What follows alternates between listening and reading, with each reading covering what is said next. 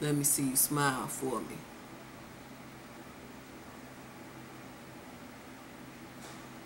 That's my Stevie J face. Okay, y'all. Love and Hip Hop Atlanta just went off.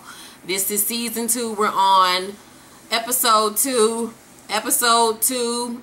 I give it another C+. It was just enough to keep us going for another week, to keep us interested. I put them paws on them. I put them paws on them. I put them paws on them. Yeah, I put them paws on them. I put them paws on them. I put them paws on them. I put them paws on them. Put them up. Put them up. Put them up.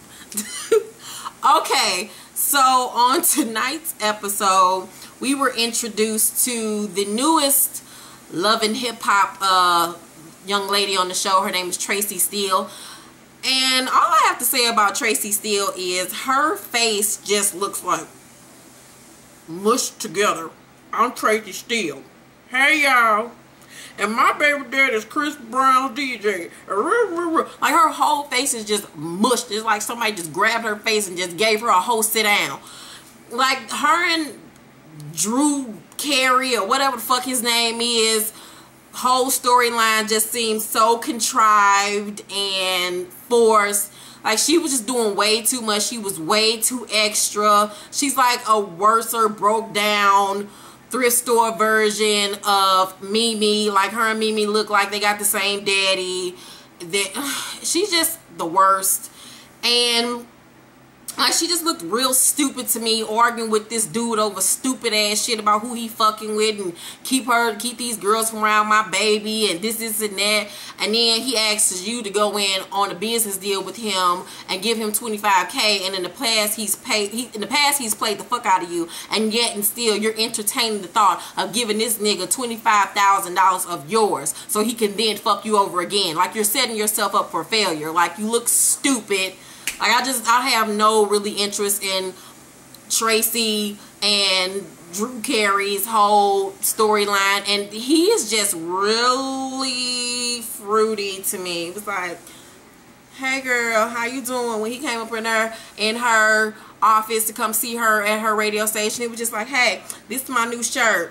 LHHA, whatever that dumbass shit was. And please, men out here, I love a hustler. Please don't get me wrong, but please stop coming up with the dumbest shit to sell to the public. Like that little saying of his was the dumbest shit I've ever heard in my fucking life. Like, nigga, do better. I have nothing like for him and that whole Fruity Pebbles ass storyline of theirs.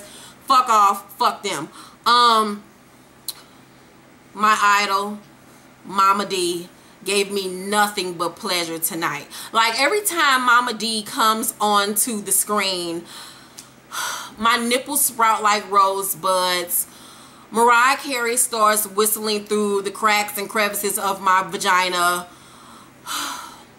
McDonald's has like $1 Big Mac burgers on sale.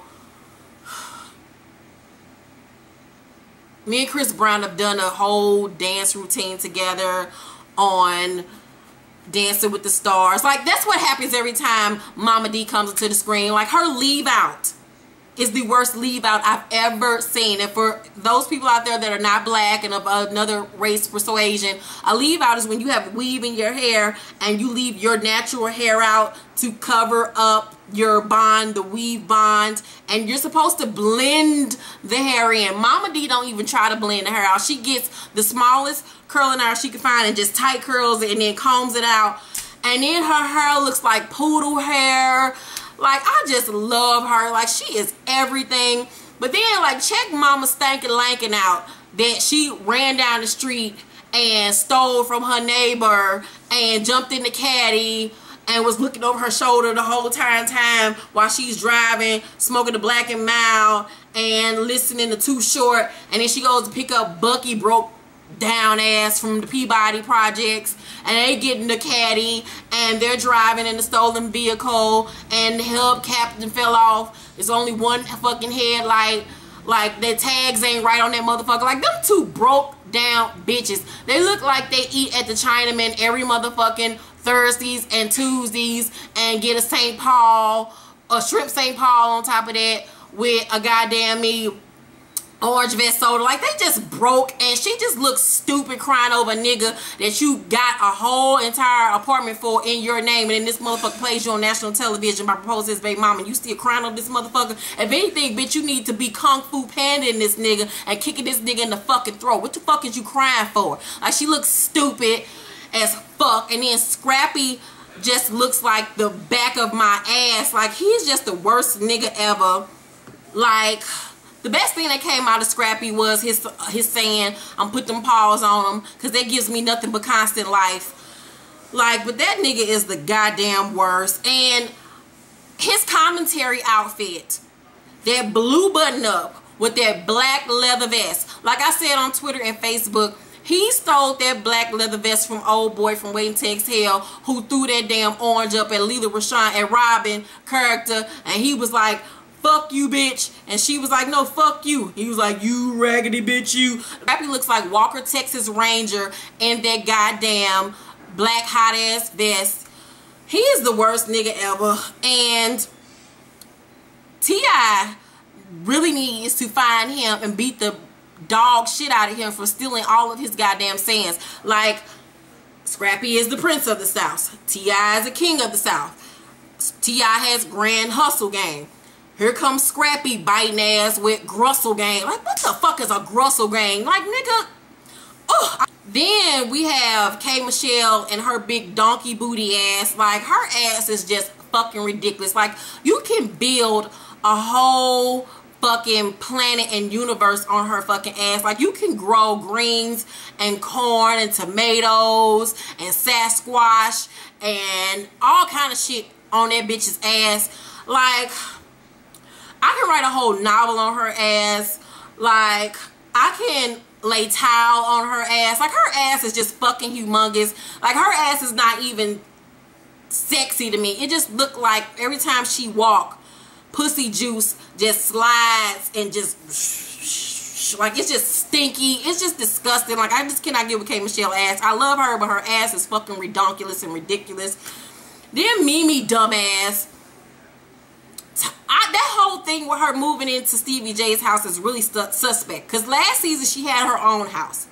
This season, on episode 1, she said that she came, that Stevie J's sister watched Eva. And that she came over after work.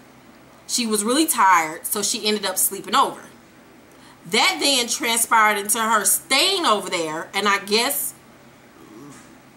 losing her house or leaving her house or giving her house up to move in with Stevie J.